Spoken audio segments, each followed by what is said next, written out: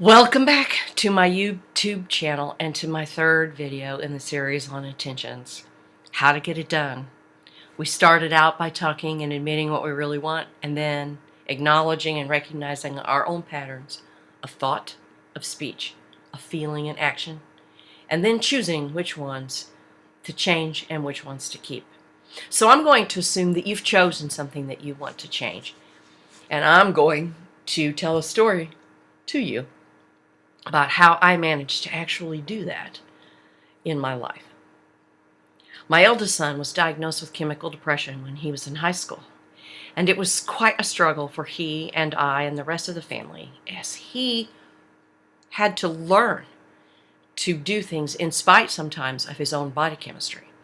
We had psychiatrists and medications and up cycles and down cycles, and for those of you that have struggled with chemical depression, you know what I mean.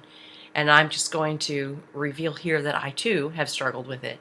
So I felt uniquely qualified to be his mother. And I developed a pattern of behavior with him that was protective and probably a little worrisome and bossy. Because I know sometimes when under the throes of depression, you need someone to help give you a little push to move and do the things that are good for you.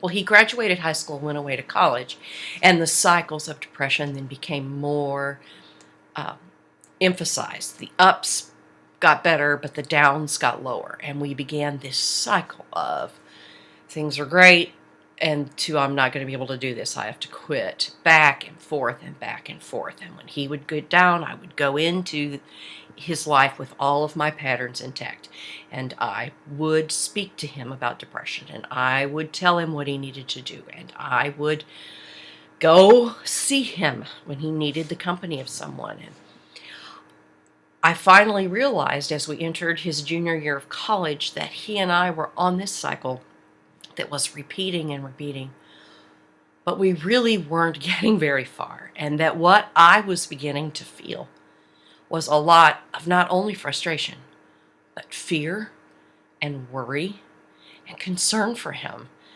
that maybe he just wasn't going to be able to do this, that this whole adulthood might be more than he could manage with this illness. And those thoughts were devastating to me, and I realized that somewhere in the midst of how we were handling this, something needed to be different.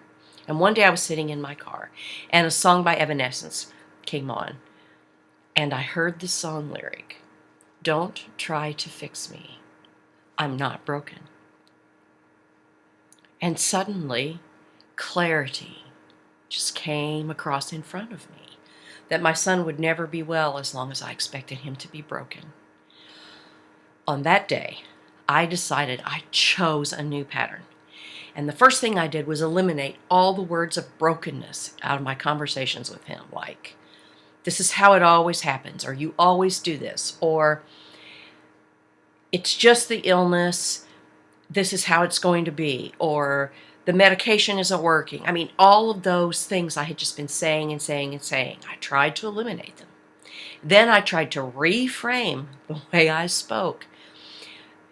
And I began to say things like, "I believe that you're going to find a balance here. There is a balance here. You can find it.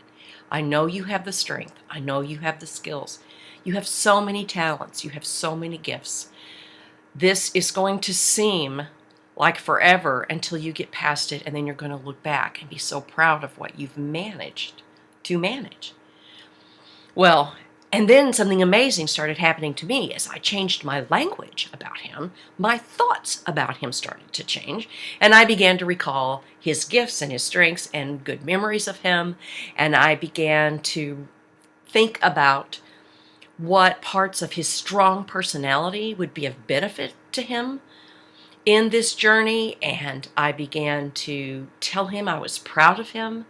And then my feelings started to change. I was less fearful and less worrisome, and I was more proud, and I was more hopeful. And instead of feeling like I had to sustain him, I began to want to invite him and encourage him. And so this whole new pattern of relationship emerged in me. Well, then one day I'm talking to him on the phone and he had experienced a crash. And I started to say one of my new patterned speeches to him when he said, "And don't start that positive crap with me because I don't want to hear it."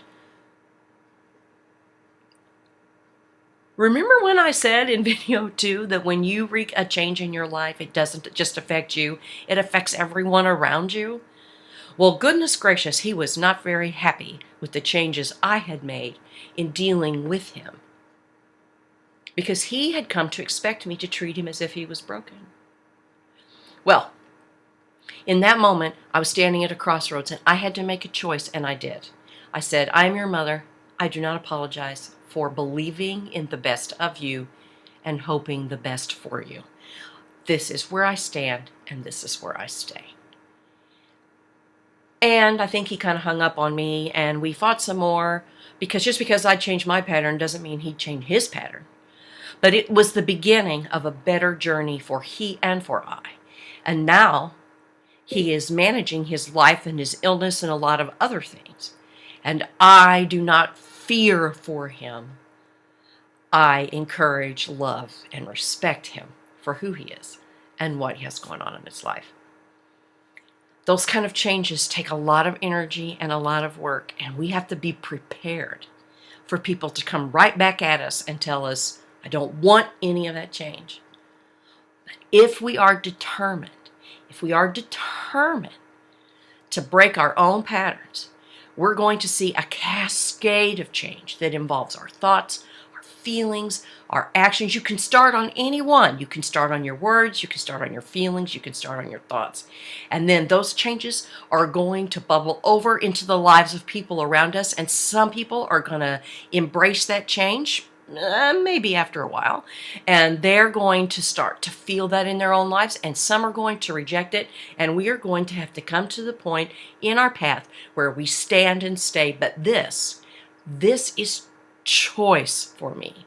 This is the way I choose to think, choose to feel, choose to act.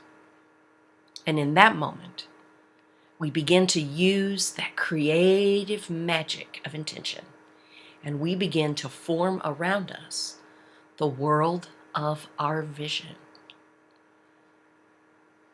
Pick one place and start small and make the magic happen.